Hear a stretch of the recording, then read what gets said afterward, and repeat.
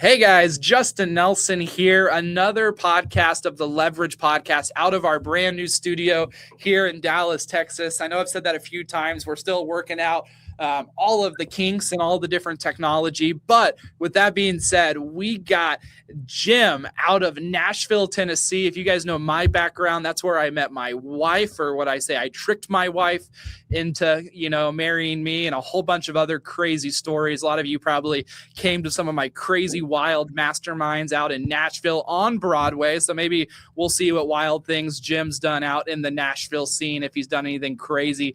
But Jim, man, welcome to the Leverage Podcast. Justin, thanks for having me, man. I woke up this morning and was super excited to chop it up with you today. So I'm looking forward to it, brother. Absolutely. And I'm going to say something right off the bat, man. I don't know if we ever met in person, or have we just been one of those Facebook friend relationships for the last 5 years? Facebook friends, man, the power of the digital world if you do it right. I love it. I'm sure I'll drop some things that I've seen Jim post over 5 years. Never met him in person, but I know we have a lot of mutual connections and a lot of people in my world, as I've run across, that have said great things about you. So this is going to truly be a podcast where I get to learn, a lot of what you got going on. So Jim, we always like to start it off with a bang, right? We always like to kind of start off with asking, what do you do and how do you make money? We'll get into your backstory, what you got rolling these days, and, your story and all the inspiration and all the lessons we can learn from you. But I always like to get off started right. Like, what do you do and how do you make money? Yes, sir. Great question. So I believe that we live in a disconnected world, and isolation being such an epidemic with the growth of social media and virtual and automations and AI. So I work with companies and organizations to get them to bring back the human to human element, to build culture, to, increase sales, to, build employees and teams to produce at a higher efficiency level. So I do that on the consulting side. I speak on stages, and I own a publishing company. We help people create and write books. And I also have a podcast, and, I spend a lot of my time, writing and working with entrepreneurs to share their experience, their story on stages, at events. And I've got a bunch of different event concepts. So I'm all about people, man. And, how I produce revenue from that is really teaching people that we're going to go up and down when it comes to connection through life, and how do we stay consistent? Because every opportunity I've had, every dark day I've had, has turned to light because of someone, not something. So that's what I do, brother. I love that. Well, talk to me a little bit about your history, man. Like, I know I always jokingly say, like, I'm in the virtual assistant staffing space. And I know when I was 6 years old, that was not my answer, in kindergarten or whatever they said on career day. Right. And so, when you were young, like, was it kind of your vision that you'd be speaking on stage, selling consulting and fighting an AI world? Or, how did you get from, back in the day, like, were you corporate prior? Like, what was your story to getting to where you're at now? Because I know most people don't just jump up on stage and that's their first business. Yeah. So up until about 14 years old, I lived a pretty normal, regular, awesome life. And my dad fell off a telephone pole at work. 6 months later, my mom had a quarter of her lung removed for cancer. And both of my parents got addicted to opioids. Oxycontin to be specific. So I lived a very connected life to my parents, and then things started to change. And at that time, I wanted to be a police officer. I wanted to help the community. I wanted to serve. And due to the fact that they were addicted to drugs, I felt extremely disconnected. And as I was going to college and graduating high school, I got a scholarship to play baseball, and that scholarship was supposed to be a full ride, and it was about $5,000 short. And my parents said, well, we don't have the money. You're not going to go to college. So, everything kind of just flashed in front of me, and I felt that the world kind of sped up, and I had to figure out a way to get into college and pay for college. So I sold a lot of weed and sold a lot of drugs. And built a relationship with a woman at a community college who let me in 3 weeks late after the semester started. And I went to college. I sold a bunch of weed and paid for college cash. So after you do something like that, being a police officer probably isn't in your cards. But I still wanted to serve people. I still wanted to help people. And then I started a journey, in the corporate world. I did sales, I built teams, I ran a company in transportation from Maine down to Florida, the whole East Coast. And then due to some ethical situations that happened in that business, I decided to leave and pick up everything and take a job in Nashville, Tennessee. I'd never been to Nashville. I didn't have a Facebook friend in Nashville. I don't like country music. And I got my apartment on the drive down here, sight unseen. And when I got to Nashville, started working for that company, I realized, okay, a lot of the same things are happening around ethics and morals. And I've always wanted to build something myself. So what do I build? How do I serve? How do I help people? And that's when I started my first company, which was a frozen beverage company here in Nashville. And it was extremely successful. I thought I hit the home run. I thought I hit it right out of the park. I remember doing a vision board and preparing to make pitches to get on Forbes magazine and Entrepreneur and all these things. And then COVID hit. And I lost everything, $1 million business right down the drain. And that's when I really started to feel disconnected again. I was in a new city, been here for about 1.5 years. It's COVID. I'm working so much that I didn't really have a great group of friends or people I could rely on. And in that period of time, I did a lot of inner work and decided, what should I do? At that point, I was selling real estate because I was investing in buying my own real estate properties. And if you know anything about 2020 and 2021, it was a great market to become a real estate agent. So out of pure luck, I started doing that, started continuing to build relationships. I also started an event company in 2020. I was the crazy guy who was having events in back rooms when people didn't want to go outside or, thought that the world was going to end. I realized that in the toughest times, we need the people closest to us that matter. And to live a life with just acquaintances or allies is something that is not going to get you through those dark days. So I just went out and started to create and build the things that I didn't have. And through that, I started to find confidants, people who loved on me, people who checked in on me, people who supported me. And that work really turned into speaking at my event because I started to realize the impact you can have with your words. So that started the journey of speaking. That started a lot of work around how to teach people how to connect on a deep level, how to read body language, micro expressions, how to loop conversations, how to be present, and most importantly, how to show up with integrity. So that whole journey has gotten me to where I am today, where I teach those companies, where I speak on stages, where I still have my own events. And last year, I decided I wanted to continue to follow my dream of writing a book that I've been working on. And a relationship for a consulting agreement turned into a business partner who's a writer. So I've got this book right here that I wrote, Connect or Die, How to Survive AI. And this gets published in a few weeks. And it's been great because now we help people publish and write their book, which is amplifying my impact by being a small fraction of giving them the tools and giving them the opportunity to put their words on paper and put it in the hands of those who need it. So it's been a long journey, man. And I love that. Not everything was so smooth, but I stand here today serving and helping others change the world with their words. I love that. So I'm going to ask you kind of an opposite question of what people think I would ask you. Like, what is your favorite AI right now? And then we'll kind of get into like maybe how we can, stand out kind of, in a world of AI. But, I don't think you probably think AI is like the devil by any means, but it probably has a lot of negative effects, which I believe. But like what is one of your favorite AIs right now that you're using just in anything you're doing? I love Claude. Okay. Claude has been very beneficial to structure a lot of things. And then taking that offline and, creating proprietary tools. So we use AI to build an outline after we interview someone to write their book. Yeah. And it's a very important piece because we take the conversations and the transcriptions and we reference it based on what we've programmed inside of it, based on the type of book, based on the type of business and how they want to generate leads from the book.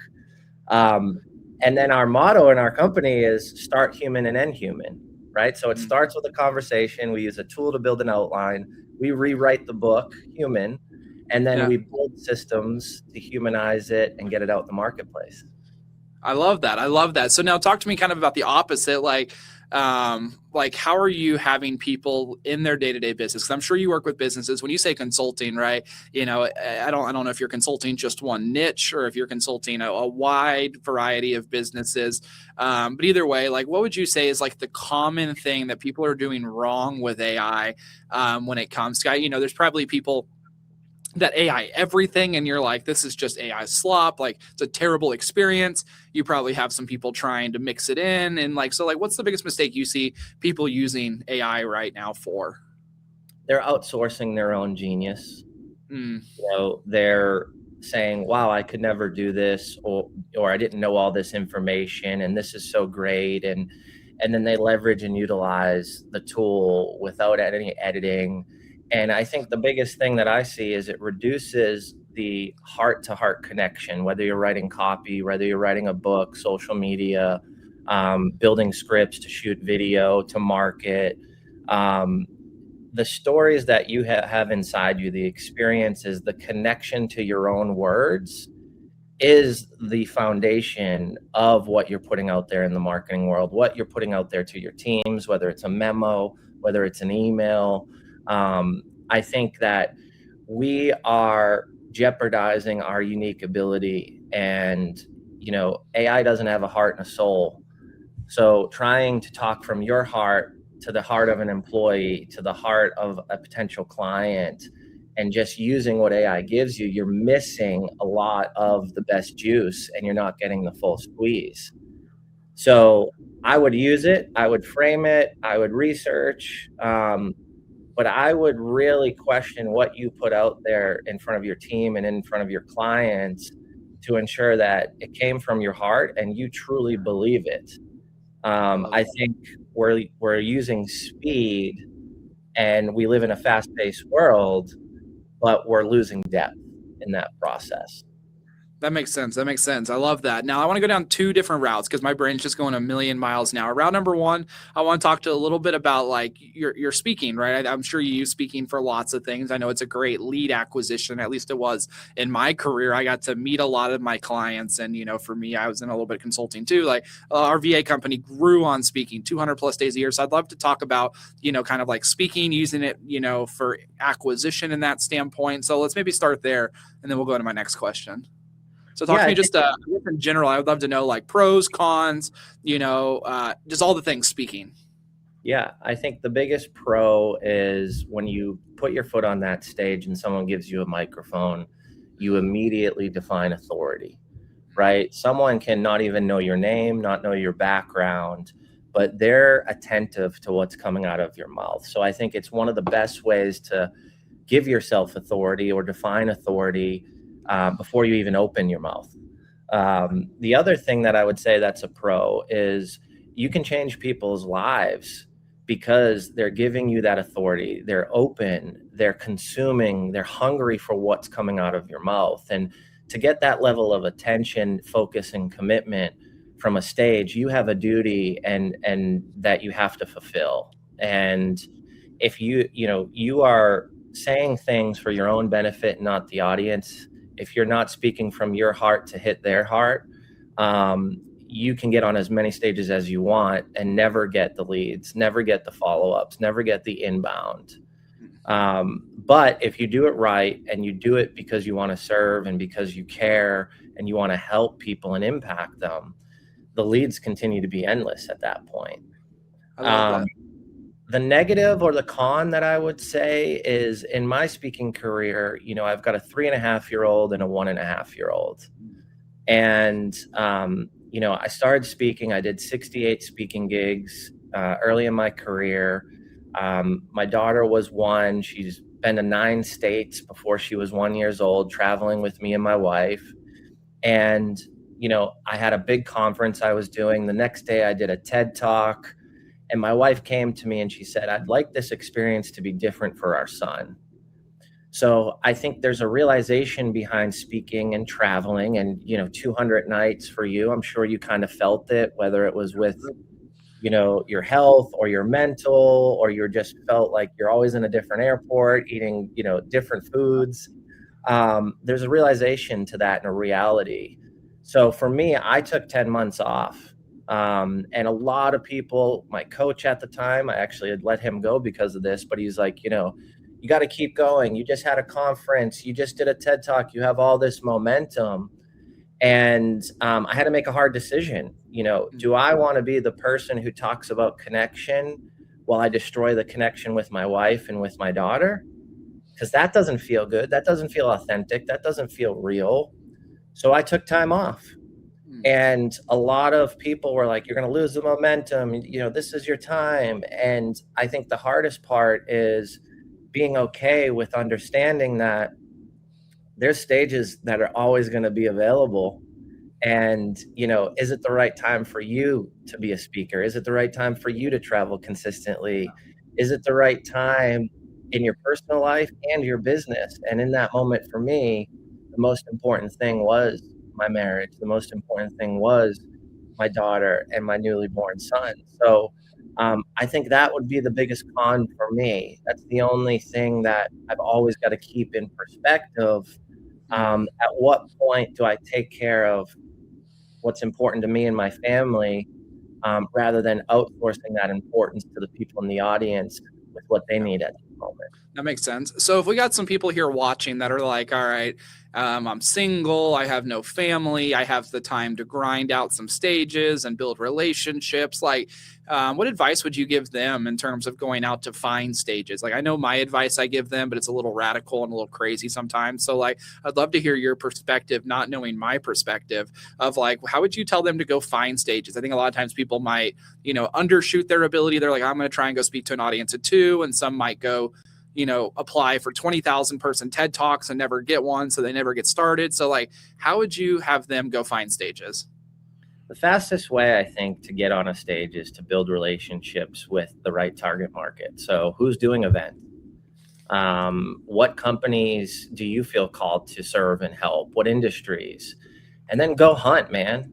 People think speaking gigs just come flowing in 24/7. Like, you got to go out and get it, and you got to devise a plan, and you got to treat it like a business.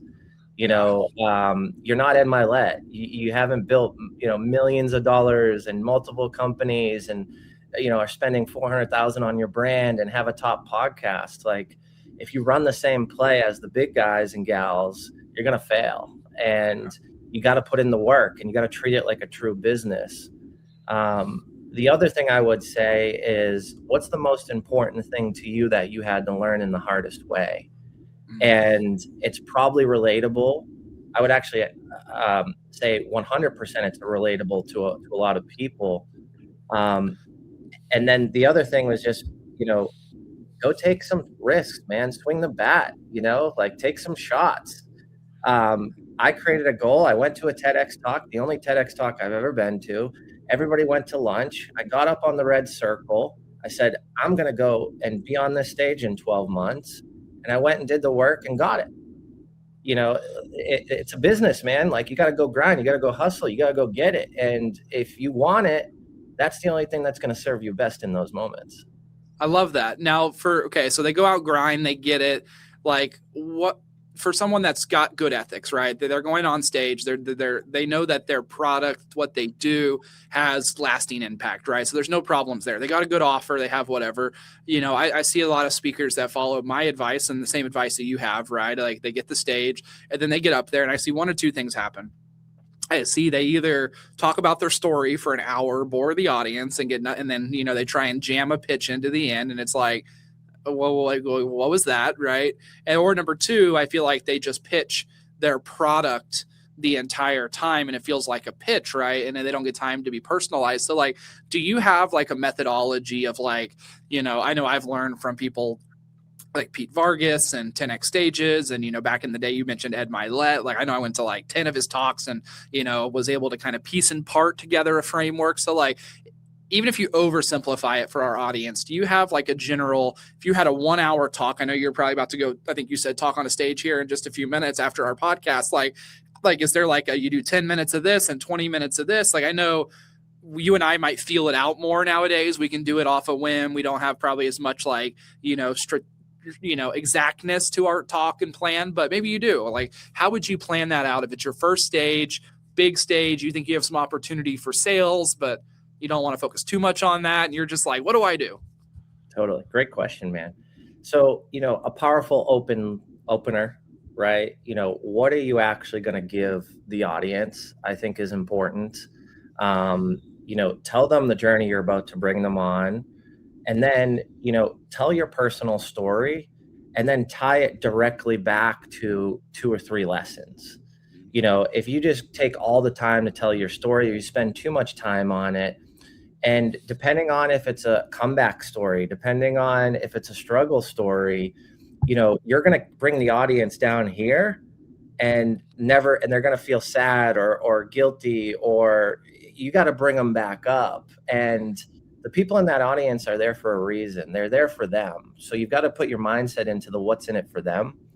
And then I call out the problem right in it. I'm going to give a talk on human connection today. I'm going to talk about the fact that most people are disconnected in the world and everything is not roses, and you're going to be in seasons for different reasons. Yeah. Where you feel super connected and everything's working and you feel disconnected. And how you grow through that is the people around you. Then I'm going to go into, how do you build connection? And I'm going to teach 2 lessons, right? It's a 30-minute talk. So I don't have a typical 60 minutes. I'm not going to do 3 lessons. I'm going to do 2. Yeah. And then I'm going to talk about, the 2 biggest things to build connection is compassionate curiosity. I'm going to draw a flywheel, and I'm going to talk about how you engage with people, how you are present, how you actively listen, how you use their name, how you mirror their body language, how you loop back the conversation, how you leverage the pause. So that way they see that you're processing and listening and understanding, and then continue to ask questions. Then I'm going to move into the most important piece, which is the second lesson, which is, intentional integrity. You can't build deep relationships and get on the stages you want, get on the podcasts you want, get the introductions to investors, to different business opportunities, to referrals, if you don't have integrity. So how do you actually do that? Life is a journey on a long path. And when you make those decisions to have integrity today, you're going to keep walking down that path. And you're going to be faced with another decision to either have it or not have it. You're going to keep walking. Do you either have it or not have it? So it's the consistency of integrity and the intentionality behind it. And I'll share 2 personal stories of ways I did do that and ways I didn't do that. So it's more real. There's examples in business because it's a lot of entrepreneurs and business owners in the audience. And then I land the plane with a call to action and a pitch. If you're struggling, buy my book, Connect or Die, How to Survive AI. I go through all of this. And then finally, I'm going to leave them with this. You cannot be the greatest version of yourself by yourself. No. And you cannot live a life of integrity, not understanding when to show up for others when it matters most for them. It's your choice today. Yeah. What are you going to do? I love that. So like, if you have 30 minutes, you're obviously pushing them to your book, is there like a hard pitch, or you like sign up for $9.97 on this QR code? Like, or are you just developing the relationship during that 30 minutes to make a sale a week from now, 2 months from now? Like what's that journey look like? Cause like, are you lead capturing in your book? I know some of our technical listeners are going to be like, okay, cool. Jim had an audience of 100, sold 20 books, made $200, but how does he feed his wife and kids off of that? Right. So like, what's the journey from like the book sale to relationship building to someone signing up to be a big consulting client for you? So this is a great question, because in Human Touch Publishing, the company I own, we have a whole strategy of how to use the book. Okay, So cool. the book sales will make you broke. You know, you'll sell 100 books and can't even go out to a steak dinner that weekend off that profit. Yep. But it's how the book's written, what's in the book, and putting the book in the hands of people who can hire me to speak or consult, right? So when I talk about teams, when I talk about why connection is so important, people who are growing, people who are scaling, people who are trying to attract talent need to have integrity, need to live up to the commitments that are in the job offers. And my goal is sell 50 books out of an audience of 100, Okay. have one person hire me to speak and pay me $10,000, and have two people hire me to consult and pay me $10,000. So I'm going from speech to book to next speaking gig to 2 consulting gigs. Nice. And Okay. in the book, in the back of it, is the call to actions. You know, here's my podcast, here's my TED Talk. They're all QR codes. Here's, you know, my speaking page. Here's my publishing company. Because ultimately, if people read my book and go, damn, that's a good book, and he's making money on consulting, they're going to want to write a book. Yeah.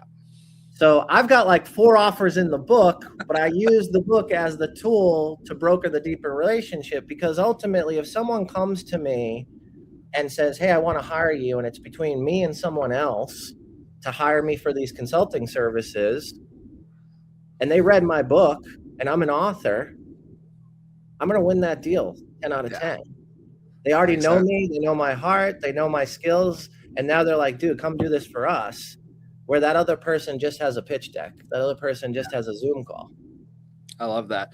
I love that. So like, what is something that you stopped doing that made you go faster, right? Like, I'm sure you could have taken, you know, every speaking gig, you know, I'm sure you could have done a lot of different things. I'm sure you get asked, you know, after every speech, can you do this for me? Can you do this for me? Can I pick your brain? Like, you know, what is something that you stopped doing that made you go faster? I think a lot of us are, you know, we say yes to everything.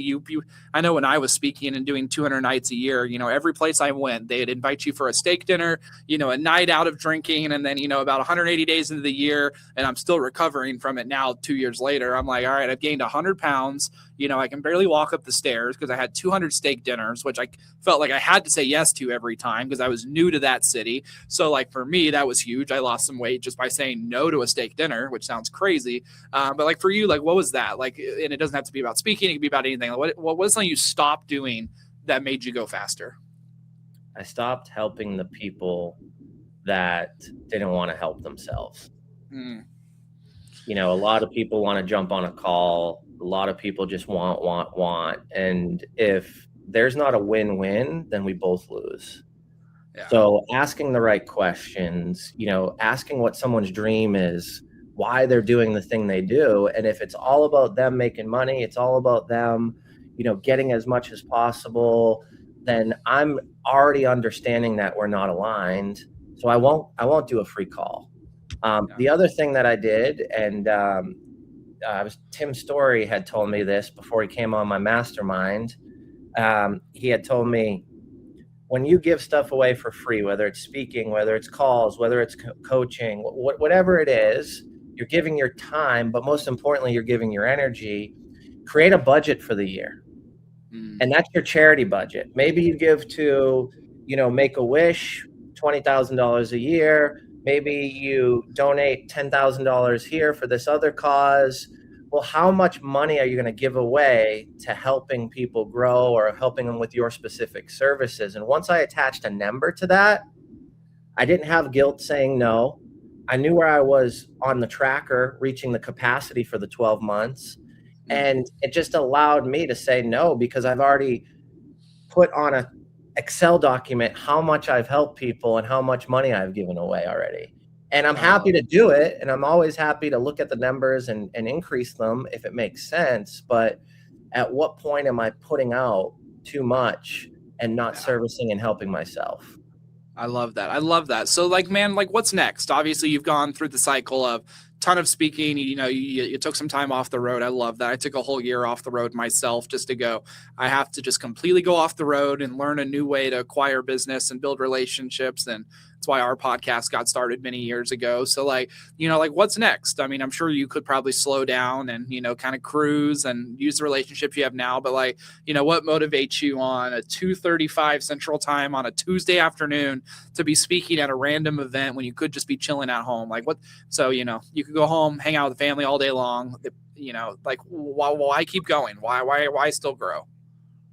In a lot of the darkest days in my life, I wish I had the opportunity for someone to help me in those moments or give me a piece of advice. And I struggled through that. I made poor decisions. I did things the hard way. I didn't love myself for several years. And that's the reason why I get on stages. And that's the reason why I do events. And that's the reason why I help people write books, because I don't have all the answers, right? I don't have experiences that are relatable to every single person. Some people might say, oh, dude, look at this chain. You think you're so cool. You think you're a gangster. This is like a $180 chain, right? Like I may not jive with everybody, and I don't really want to, I don't want to serve everybody. I want to serve the people I align with. So I think for me, I continue to do this stuff because it was my dream and it still is my dream. And for my kids, I want to teach them that you can create a wild dream. You can go out and do the work and get it, as long as you believe in yourself and you believe in asking for help along the way. I almost backed out of my TED Talk. I almost didn't even submit the application. And I was sitting on a park bench in downtown Nashville at the new 5th and 3rd. And there was 20 minutes to submit it. And I'm sitting on this bench and I'm thinking about my 2-year-old daughter looking over my shoulder and saying, Daddy, if you're not going to follow your dreams, why should I? Yeah. And I submitted it and they accepted me. And I still almost backed out a month before the speech. And I had to do the same vision. And I did the speech, right? So like, I want to set the example for my family and continue to navigate and build wild dreams and follow through on them so that way they can. And they have an for them.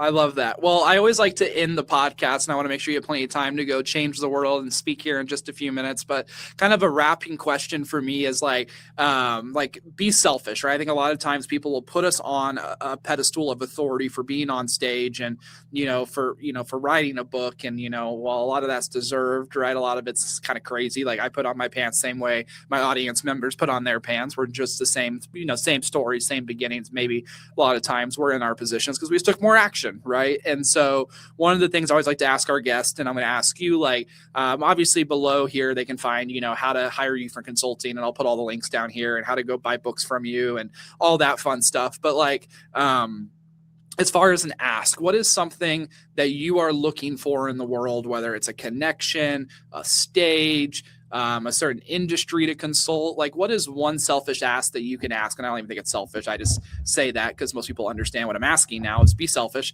What is one thing, if our audience is listening, that says, oh, I can help them get connected to that, or I have one of those? What would that be for you right now in your business journey? I want to help more people write books. So, if you hear of someone who had the thought, that means they probably should do it. And how we write a book is to generate leads for your business, and we guarantee an ROI on that. So if you want to write a book, if you know someone, connect them with us, humantouchpublishing.com. And as always, if you know anybody who has a stage, I'd love to speak into their audience and their company. I love that. Well, I definitely know I have some connections for you in the stage world. I always find I love it. I think more speakers should collaborate, because when I go speak to a stage, I probably won't speak to it for another 2 to 3 years if I ever even go back, right? So I'm sure there's a lot of opportunity there. But man, I really appreciate it. I know you got an event coming up, and I know the bandwidth and the brain power it takes to obviously mentally prepare and lock in when we're doing things the right way. So I appreciate you taking some time on this random Tuesday to jump in, share some things. So if you guys are listening here, some of the things I'm going to take away, from Jim is I think it's great you validated stages are effective, but they can also, eat away at your relationships at home. I know that was mine. I moved to Kingston Springs, Tennessee. We were talking about this off of Broadway, and that's after I was traveling 200 days a year. So I absolutely love that. But if you guys are watching this, want to publish a book, you want to get on more stages, want to do any of those gamuts of things, right? I'll just tell you, Jim, I love that charity thing, right? I think I instinctively did it, but I don't know if I've ever calculated it. And I think that might make me feel a little bit less guilty. I was talking to a guest yesterday. His name was Adam McChesney, and he had a Facebook post, and he always said, like, I have 100 people want to pick my brain, and I just am out of time, right? And I just thought it was interesting that you could be like, oh, I'll help 10 people, a quarter, pick my brain for 30 minutes. And once I've hit my quota, I've done good. So I absolutely love that. So, man, the last thing I always ask, outside of that question, I always ask one last thing, and it's, what is a vague piece of advice that you could give someone that, would just be awesome for a business owner? Someone said, don't quit. Someone said, make sure your P&L, make sure you have a P&L, right? So like for you, what is one vague piece of advice that you could give business owners that you think can change their world if they just listen and take it in? I would say, build big and think big, and then reverse engineer back down to a 12-month goal. I think oftentimes we don't think big enough, and we don't wonder what could happen, and then we don't attach positive emotion to those things coming true, which drives us and gives us the inspiration and motivation to go get them. Like, think about if you made $100 million next year, what's that's going to feel like, what your family's going to feel like, and how much you can give out of that 100 million and change lives. And then reverse engineer it and create a strategic goal for the next 12 months to take the steps towards that 100 million.